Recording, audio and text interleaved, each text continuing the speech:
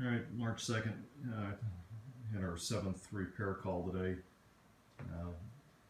Thought we were done with the clicking noise, but it's back again. They've replaced the fan, the compressor.